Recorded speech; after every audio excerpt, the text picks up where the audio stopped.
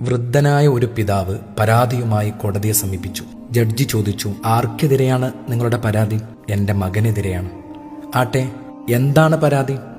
ആ പിതാവ് പറഞ്ഞു, എൻ്റെ മകൻ അവൻ്റെ കഴിവനുസരിച്ച് മാസത്തിലൊരിക്കലെങ്കിലും ചെലവിന് തന്നിരിക്കണം. ജഡ്ജി പറഞ്ഞു, തീർത്തും നിങ്ങളുടെ ആവശ്യം ന്യായമാണല്ലോ. ആ പിതാവ് ഇങ്ങനെ പറഞ്ഞു തുടങ്ങി, ബഹുമാനപ്പെട്ട കോടതി, ഞാൻ ധനികനാണ്. എൻ്റെ മകൻ്റെ സമ്പത്ത് കിട്ടിയിട്ട് വേണ്ട എനിക്ക് ജീവിക്കാൻ. എന്നാലും അവൻ എനിക്ക് ചെലവിന് തന്നിരിക്കണം. കോടതി അത്ഭുതത്തോടെയാണ് ഈ വിചിത്രവാദം കേട്ടത്.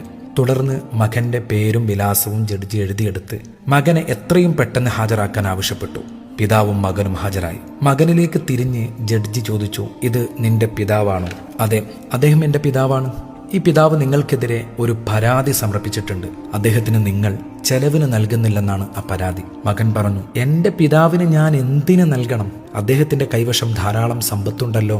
ജഡ്ജി പറഞ്ഞു, ഇത് നിങ്ങളുടെ പിതാവിന് ന്യായമായും കിട്ടേണ്ട അവകാശമാണ്. അന്നേരം ആ പിതാവ് ഇടപെട്ടു, ബഹുമാനപ്പെട്ട കോടതി, എൻ്റെ മകൻ മാസത്തിലൊരിക്കൽ ഒരു ദീനാറെങ്കിലും നൽകണം എന്ന് അങ്ങ് ഉത്തരവിട്ടാൽ ഞാൻ സന്തുഷ്ടനാകും. പക്ഷെ ഒരു കണ്ടീഷനുണ്ട്. ഒരു ദിവസം പോലും മുടങ്ങാതെ തീരുമാനിക്കപ്പെട്ട ഡേറ്റിന് കൃത്യമായി ആ പണം അവൻ തന്നിരിക്കണം. തർക്ക വിതർക്കങ്ങൾക്കൊടുവിൽ ജഡ്ജി വിധി വായിച്ചു. ഇന്നാലിന്നയാൾ തന്റെ പിതാവിന്റെ കൈവശം എല്ലാ മാസവും 3-ാം തീയതി മുടങ്ങാതെ ഒരു ദീനാർ വീതം നൽകിയിരിക്കണം. കോടതി പിരിഞ്ഞൊഴിയും മുമ്പ് ജഡ്ജി ആശ്ചര്യത്തോടെ പിതാവിനോട് ചോദിച്ചു, നിങ്ങൾ എന്തിനാണ് ഇത്ര നിസ്സാരമായി ഒരു ദീനാർ മകനിൽ നിന്നും കിട്ടിയിരിക്കണമെന്ന് വാശി പിടിച്ചത്? ആ പിതാവ് കരഞ്ഞുകൊണ്ടിങ്ങനെ പറഞ്ഞു, എൻ്റെ മകൻ മുഴുവൻ സമയം ജോലിയിൽ വ്യാപൃതനാണ്, കൂടെ ബിസിയുമാണ്. ഒന്ന് ഫോണിൽ വിളിച്ചെങ്കിലും എന്നെ അന്വേഷിക്കാൻ അവന് സമയം കിട്ടുന്നില്ല. എനിക്കാവട്ടെ അവനെ കാണാതിരിക്കാനും മിണ്ടാതിരിക്കാനും ആവുന്നില്ല. ഈ കോടതി വിധി നിലവിൽ വന്നാൽ മാസത്തിലൊരിക്കലെങ്കിലും എൻ്റെ മകനെ എനിക്ക് കാണാമല്ലോ. ഇതൊരു ചെറു കഥയാണ്, ഗുണപാഠങ്ങളേറെയുള്ള കഥ.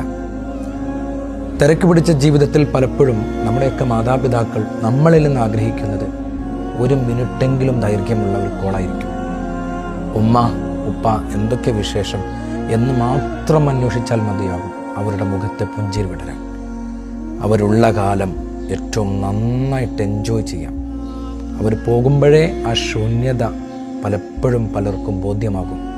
അള്ളാഹു നമ്മുടെയൊക്കെ മാതാപിതാക്കൾക്ക് ദീർഘായുസ്സും ആഫിയത്തും പ്രദാനം ചെയ്യട്ടെ. മരണപ്പെട്ടവർക്ക് അള്ളാഹു മഗ്ഫിറത്തും മർഹമത്തും പ്രദാനം ചെയ്യട്ടെ.